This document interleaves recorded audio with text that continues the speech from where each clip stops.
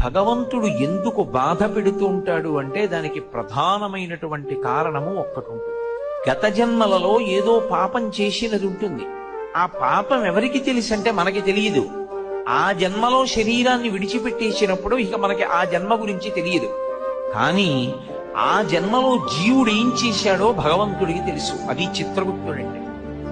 ఆయన వ్రాసి పెట్టుకుంటాడు. దాన్ని అనుభవంలోకి తీసుకొస్తాడు. చేసిన పాపం కష్టం రూపంలో పోవాలి.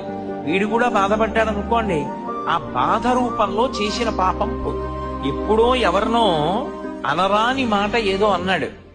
వాళ్ళు చాలా బాధపడ్డారు. 2 గంటలు వాళ్ళు బాధపడ్డారు కదూ.